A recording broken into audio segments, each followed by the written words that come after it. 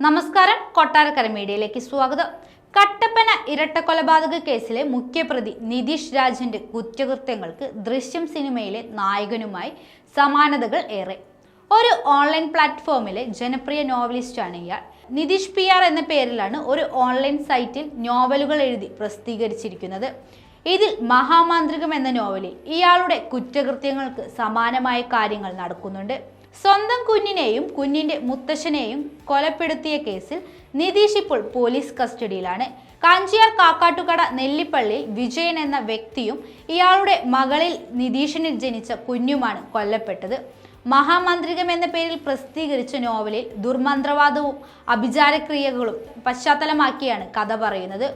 ഒരു നിഷ്കളങ്കമായ പെൺകുട്ടിയെ ദുർമന്ത്രവാദത്തിലൂടെ സ്വന്തം വീട്ടിലെത്തിച്ച് ബലാത്സംഗം ചെയ്യാൻ ശ്രമിക്കുന്ന ഒരു ദുർമന്ത്രവാദിയും അതിനെതിരെ പ്രവർത്തിച്ച് പെൺകുട്ടിയെ മോചിപ്പിക്കാൻ ശ്രമിക്കുന്ന മറ്റൊരു മന്ത്രവാദിയുമാണ് നോവലിന്റെ ഇതിവൃത്തം. കൊല്ലപ്പെട്ട വിജയന്റെ കുടുംബത്തിലേക്ക് നിതീഷ് എത്തുന്നതും മന്ത്രവാദിയായാണ്. വിജയന്റെ മകളിൽ ഇയാൾക്ക് ഒരു കുട്ടി ജനിക്കുകയും 2016 4 ദിവസം മാത്രം പ്രായമുള്ള കുഞ്ഞിനെ ഇയാൾ കൊലപ്പെടുത്തുകയും ചെയ്തു. ഈ സംഭവത്തിന് 2 വർഷങ്ങൾക്ക് ശേഷമാണ് മഹാമാന്ത്രികം എന്ന നോവൽ പ്രസിദ്ധീകരിക്കാൻ തുടങ്ങിയത്. 6 അധ്യായങ്ങൾ മാത്രം പ്രസിദ്ധീകരിച്ച് തുടരുമെന്ന് കാണിച്ചാണ് നോവൽ അവസാനിക്കുന്നത്. 1.5 ലക്ഷത്തോളം ആളുകൾ ഈ നോവൽ വായിച്ചിരുന്നു. അവസാന അധ്യായത്തിൽ 212 പേർ റിവ്യൂ ഇട്ട് നോവൽ തുടരണമെന്ന് അഭ്യർത്ഥിച്ച് നിരവധി പേരാണ് കമന്റ് ഇട്ടത്. കൊലപാതകത്തിന് ശേഷമുള്ള നോവൽ എഴുത്ത് മാത്രമല്ല ദൃശ്യവുമായുള്ള നിതീഷിന്റെ കുറ്റകൃത്യങ്ങളുടെ സാമ്യത.